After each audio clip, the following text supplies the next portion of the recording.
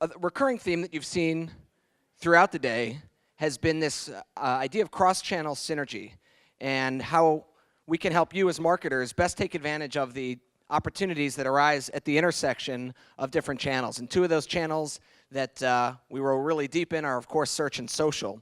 And so here to share a little bit more on how you can extract maximum value from the intersection of search and social, I'd like to bring up Doug Chavez, who's our director of our global head of marketing research and content.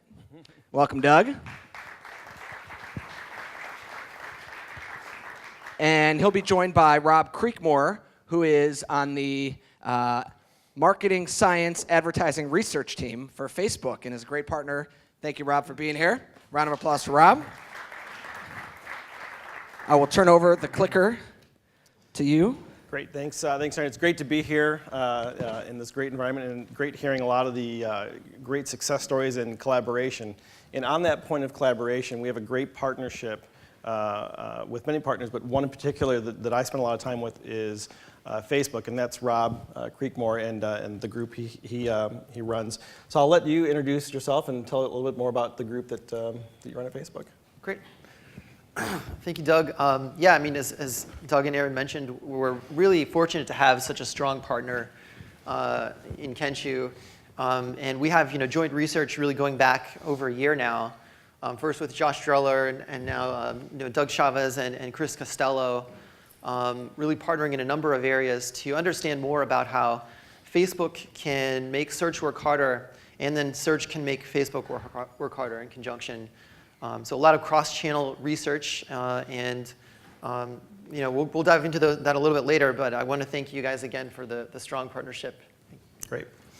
And as Aaron mentioned, so I head up our global marketing research and content. So we look at a lot of the data that's coming off of the platform and that we're seeing from our partners and clients, and turn that into a narrative that we can then share back with the larger group, and certainly from a thought leadership perspective in the marketplace. But today I want to talk about the royal family. And it's a good-looking, sometimes dysfunctional family. But there really is a great story that comes out of the royal family, and that is, you think about two crowns, the king and the queen, right? You think about the intent that we've been talking a lot about that today, the intent that we see coming from search. Will talked about some of the passion we see as well through, so I can foresee a third crown. But today it's really about the intent that we see from search and that interaction, that really rich interaction that we see in social, on Facebook. So the question really is, how do you make that connection? And of course, you've heard about that conversation and that sort of round trip of that data that we're seeing today. And it's really is the combination of the two. And that is, for example, what we've seen with intent-driven audiences, right? The first solution in the marketplace that creates that doorway, that pathway to connect this intent and this interaction that really wasn't there before, and creating the opportunity across the channels, but also within the organizations as well. It's getting people to interact differently within their organizations as they think about how to marry up these data sets. And speaking of marriage, we have we talk a lot about synergies. Well, we talk about 1 + 1 equaling 3. In this case, now it's going to be 4 with Kate and Will, and there's another one coming. We talk about the synergy that these relationships create. So one is, we see, as you've seen today, the conversion rates go up on a consistent basis when you start to put these two data sets together. The average order value grows. So if you're a retailer and you're looking at combining the intent and the interaction that you're seeing within Facebook, as Rob will talk about, your average order value going up. That's really important, right? So you want to make sure not that they're just engaging and creating orders, but how many items are they putting in the cart? What's happening, right? How can you really look at that metric as you already do in an important way and find ways to grow that? And of course, the ROI, which we're all looking at, how do we constantly improve that conversation back up to the C-suite, back up to management, making sure that every dollar we put in is driving the results that you need as an organization to put back into both of these channels. And of course, the offline impact. And we've got, I won't lead too much, but we have some some upcoming research about the offline impact of that as well. So I do want to thank our partners in the room, really, our client partners, for partnering with us to do these research studies. Because as you can see, it creates a lot of value that we can then not just share back to your organizations, but share back to the community at large. So speaking of that, we have a lot of research. Hopefully, how many people go to Kensho.com and look at the data we're pulling down and presenting? So a lot of you. Well, I'd like to see hopefully more in the coming months. But there's a ton of value there for you in terms of resources that you need, in terms of white papers and guides and webinars. I know we are pretty prodigious in terms of when we see things that really we think connect with the audiences, writing blog posts. So hopefully you're seeing the posts that we're putting up, as well as infographics that we're publishing. So there's a lot of content there, and we'll continue to build that out and make sure that we publicize that content with you. Now, in terms of intersections, how many people, we talked a lot about today about the intersection of search and social. How many people have been to one of our intersection events? Okay, a few of you. So there's many more coming. So this year we've had several in New York, Chicago, San Francisco, Sao Paulo. We have more coming up in Atlanta, coming up in November. Sydney and Singapore coming up in October. So there's the event. The great thing about the event is it's focused either on agencies or clients. So it's also a chance for you to get into a room with your peer set, talk about problem solving, talk about what you're seeing in a safe environment to share that information, as well as learn new information that we're seeing that we can present to you, that we're seeing across Kensho. So if you haven't had a chance to get to an intersection event, I highly encourage you to come to one of our events. And as we start getting ready for Rob to come on stage, one of the things that I think we've also talked about today, building on this pathway, right? Different doorways, the different journey that the consumers have today, right? It's not that linear process. What is the pathway looking like? Well, how is it changing? How is social changing that? How is the mobile device changing that, right?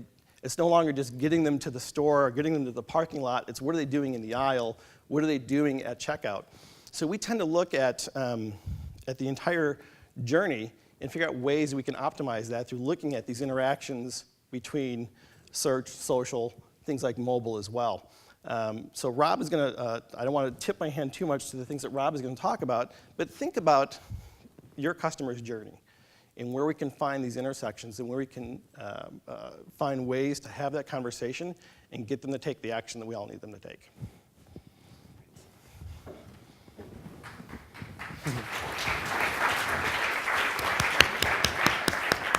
Thanks, Doug. So I think that's a really good segue.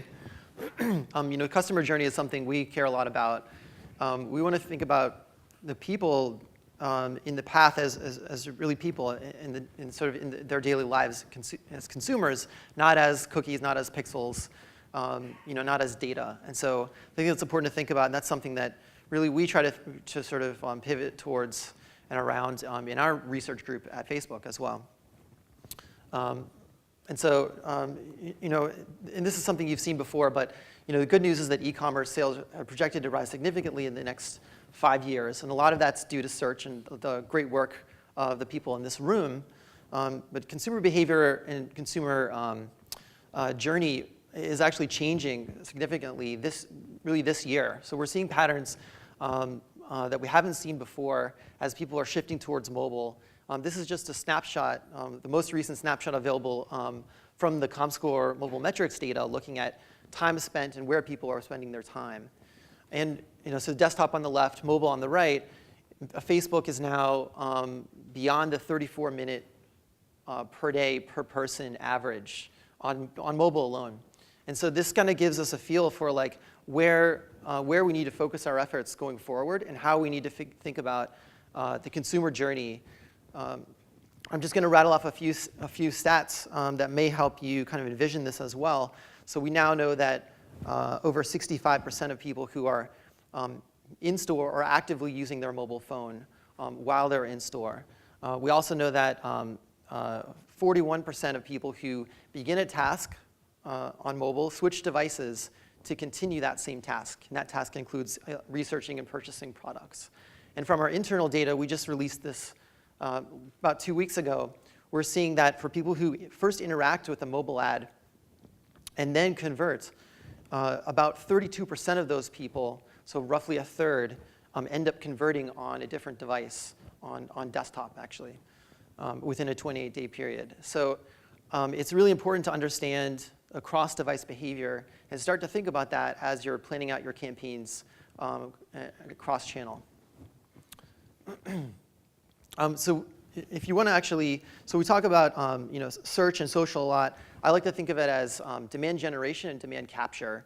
And so for demand generation, it's important to go where the people are, right? This is just a stat from the last holiday season showing that across 145 billion ad impressions tracked from another third party, Aggregate Knowledge, they saw that about roughly 21% of those impressions were only seen on Facebook. So it's important to sort of make sure that you're tracking that portion of the pie, right? You may remember this research from our last K8. This was kind of the genesis of our ongoing research partnership for the last year, where we started to look at kind of the multi-channel effects and through multi-touch attribution lens of Facebook and search together. Here we see that, and this is research that Kenshu published, that Facebook was undervalued by between 12 to 30% using last click compared to a multi-touch approach. So layman's terms, basically what we're saying here is that a large portion of the people who searched for and then bought your products were first influenced by Facebook media. But we didn't want to stop there, so the next thing we did was, okay, it's one thing to do a meta-analysis, but it's another thing to actually then do a controlled experiment. So we constructed a paired market test with a large US retailer, 2,500 stores in the US, and with the hypothesis that if you add Facebook to the mix, you'll see stronger performance in your search metrics. And that's what we found. Facebook makes search work harder, 30% higher return on ad spend. And what was interesting and what kind of surprised us was why. In fact, we saw a 24% increase in average order value. So as Doug was alluding to, it wasn't just that people were more likely to buy, it was that they were actually primed to spend more and to add more to their basket. So it's not just enough, if you think about that, right, in terms of your metrics, it's not just enough to look at the number of conversions or the conversion rate. You also need to know the value of those conversions for you as well. OK, so we wanted to dive deeper. We always do, right? And understand now what is the right mix. So yes, OK, Facebook can make your search work harder, but what's the right mix of search and Facebook together in this cocktail of conversions? And so we partnered with Experian, as you heard earlier today, who were kind enough to lend their name to the study in the pursuit of science to figure out what the right mix is for them. And so here it was interesting. Yes, we sort of found that it helped their search conversion rates and their cost per acquisition. But what was more interesting was the shape of that curve. So what we actually did was we took this was another paired market test, but we took 3 sets of markets. Each kind of basket consisted of 80 zip codes, randomized, controlled for reach within the sort of Facebook reach projections, as well as census estimates, merchandising, marketing in those markets as well, and within other channels, and then previous sales. And so we had a very sort of balanced basket of markets. And then within each basket, we decided to say, OK, let's put a low amount of Facebook spend, a medium amount, and then a high amount in those markets. And then we left one of those baskets with no Facebook spend, just to see what would happen. And how does that actually affect your search metrics, right? And this is what we saw. It's very interesting. As you increase your Facebook media weight, you see an increase monotonically in the search conversions as well. But there's sort of this, there is kind of this sort of diminishing returns here as well. So for them, the sweet spot was around twice as much as they were originally spending. And it's all indexed. But what we also wanted to understand was, what about efficiency? So yes, they got more search conversion volume, but did they also see, were they getting more for their search dollar? And we also saw their search efficiency go up as well, up until really around that same spot where it kind of peaked, and that was their sweet spot. So we're really excited to be able to sort of give Experian this new insight in understanding how to leverage Facebook and search together. And I think this is where we want to inspire everyone here to really do the same thing. Find this out for yourself and get really a deep understanding of how media weight in one channel, in the Facebook channel, can affect your search metrics as well. And that's something that I think you can do in a pretty straightforward manner with Kensho. So I think this is one of our most recent studies. This is what we're about to publish. And this is a sneak peek into another study that we're working with Kensho on for another large retailer. This is really the first time we're trying to sort of peek into the offline effects. So we tracked online sales for them, and we saw that as we added Facebook media to the mix, we saw a lift in their search conversion metrics, a lift in their incremental ROAS, and a higher revenue figure. But what we also saw was a pretty large increase in store locator rate. So it's sort of an indication that not only are you changing minds, but you're also moving feet in store as well. So on that note, I want to hand the mic back to Doug to talk about the future. So thanks, Rob. So this is a great.